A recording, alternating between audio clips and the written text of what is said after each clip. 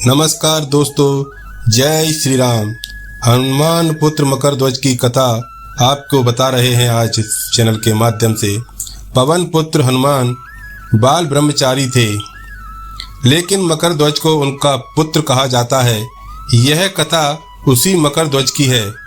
वाल्मीकि रामायण के अनुसार लंका जलाते समय आग की तपस के कारण हनुमान जी को बहुत पसीना आ रहा था। इसलिए लंका दहन के बाद जब उन्होंने अपनी पूंछ में लगी आग को बुझाने के लिए समुद्र में छलांग लगाई तो उनके शरीर से पसीने की एक बड़ी सी बूंद समुद्र में गिर पड़ी। उस समय एक बड़ी मछली ने भोजन समझकर वह बूंद निगल ली। उसके उदर में जाकर वह बूंद एक शरीर में बदल गई। एक दिन पाताल के असुरराज अहिरावण के सेवकों ने उस मछली को पकड़ लिया। जब वे उसका पेट चीर रहे थे तो उसमें से बानर की आकृति का एक मनुष्य निकला। वे उसे अहिरावण के पास ले गए। अहिरावण ने उसे पातालपुरी का रक्षक नियुक्त कर दिया।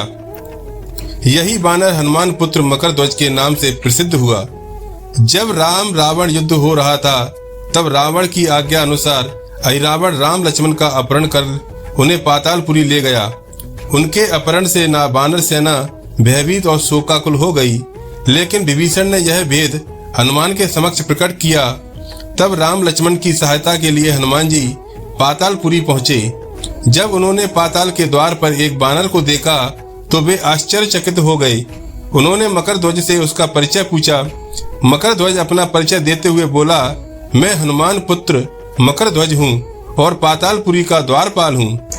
मकरध्वज की बात सुनकर हनुमान क्रोधित हो बोले, यह तुम क्या कह रहे हो? दुष्ट, मैं बाल ब्रह्मचारी हूँ, फिर भला तुम मेरे पुत्र कैसे हो सकते हो? हनुमान का परिचय पाते ही मकरध्वज उनके चरणों में गिर गया और उन्हें प्रणाम कर अपनी उत्पत्ति की कथा सुनाई। हनुमान जी ने भी मान लिया कि वह उनका ही पुत्र है, लेकिन यह कहकर कि वे अभी अपने श्री राम और लक्ष्मण को लेने आए हैं। जैसे ही द्वार की ओर बढ़े वैसे ही मकरध्वज उनका मार्ग रोक देते हुए बोलते हैं, पिताश्री, यह सत्य है कि मैं आपका पुत्र हूँ, लेकिन अभी मैं अपने स्वामी की सेवा में हूँ, इसलिए आप अंदर नहीं जा सकते। हनुमान ने मकरध्वज को अनेक प्रकार से समझाने का प्रयास किया, किंतु वह द्वार से नहीं हटा। तब दोनों में घोर युद्ध शुरू हो गया। देखते ही देखते हनुमान जी उसे अपनी पूंछ में बांधकर पाताल में प्रवेश कर गए।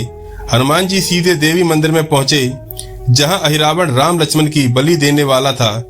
हनुमान जी को देखकर चामुंडा देवी पाताल लोक से प्रस्थान कर गईं।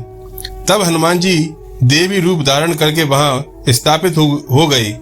कुछ देर के बाद अहिरावण वहां आया और पूजा अर्चना करके जैसे ही उसने राम लक्ष्मण की बलि देने के लिए तलवार उठाई, वैसे ही भयंकर गर्जन करते हुए हनुमान जी प्रकट हुए और उसी तलवार से अहिरावण का वध कर दिया। उन्होंने राम लक्ष्मण को बंधन मुक्त किया। तब श्री राम ने पूछा, हनुमान, तुम्हारी पूंछ में यह कौन बंधा है? बिल्कुल तुम्हारे समान ही लग रहा है, इसे खोल दो। हनुमान ने मकरध्वज का परिचय देकर उसे बंधन मुक्त कर दिया। मकरध्वज ने श्री राम के समक्ष सिर झुका दिया।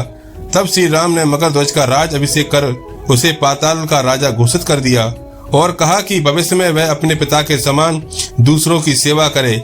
यह सुनकर मकरध्वज ने तीनों को प्रणाम किया। तीनों उसे आशीर्वाद देकर वहां से प्रस्थान कर गए। इस प्रकार मकरध्वज को हनुमान पुत्र कहा गया। दोस्तों, आप हमारे चैनल पर नए हो तो चैनल को सब्सक्राइब जरूर करें। वीडियो आपको पसंद आई हो तो लाइक, शेयर, कमेंट जरूर करें। धन्यवाद।